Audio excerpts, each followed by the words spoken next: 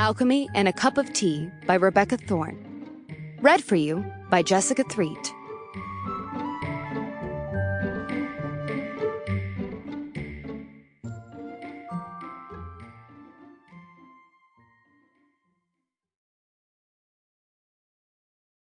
Chapter 1. Reyna. Kidnapping a queen in the middle of her own palace was bold. In a past life, Reyna might have admired the careful planning and sheer audacity of such an operation. Mapping the Grand Palace's hidden passageways, bribing her officials to look away, timing it just right to exit the capital with an unconscious sovereign after the alarm had been raised.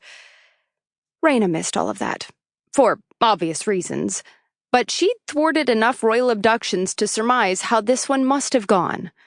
It would be bold indeed, with any other sovereign.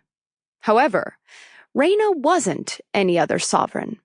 Reyna was a tea maker, a bookseller, a former guard to a tyrant queen, and spouse to the realm's most powerful mage. Reyna's comrades included council members, scholars, lords, pirates, spies, and the dragons themselves, which made this kidnapping downright stupid. Reyna almost felt bad for them. Almost. They'd kept her blindfolded, which was an attempt at proper kidnapping procedure, at least. It also meant she was purposefully obstinate as her captors manhandled her off a wagon. It was covered with a burlap tarp, and she tangled herself in it. When they finally wrenched it off her, she made every attempt to trip, collapse on them, feel for weapons and the like. A few daggers, a sword. Nothing she could swipe with her hands tied, but good to know. Still woozy. One of the captors jeered, jerking her upright.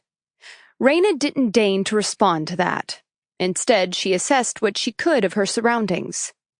They were likely in the Western Queendom, judging by the arid winter climate. The air smelled of dirt and dry grass. The wagon's wheels had bumped along an increasingly uneven road, which implied they'd left any congested travel routes and had arrived somewhere long abandoned. "Hurry up! This way!" another of them grunted. The first one released her, pushing her forward. All right, then. Reyna tripped over a non-existent stone. The ground hit her hard, scuffing her knee, sending pain through her shoulder, but it worked. One of them hissed indignation. "Don't damage the goods! Get her up!" Reyna pushed to her feet, making a show of staggering upright, which, to be fair, was mildly difficult with her wrists tied behind her back. She finally allowed a bit of a smile to show. Perhaps removing the blindfold would make this an easier process? Nice try. The first captor scoffed. You're hardly hiding anything. Her tone was reasonable, almost friendly. Judging by the light, it's early morning. Blue lock loses its efficacy after half a day, so we must be fairly close to the capital, considering the dirt and rocks, and the fact that the air is clearly thinner. I'm guessing we're at one of the watchtowers on the western border. A sharp intake of air, and another captor whispered, How did she know that? Reyna tilted her head. My point is, the blindfold isn't accomplishing what you think. If you want me uninjured, you can haul me inside better without it. A quick exchange by her captors, and finally one of them ripped it off. The morning sun was bright, blinding, and Reyna squinted past watery eyes.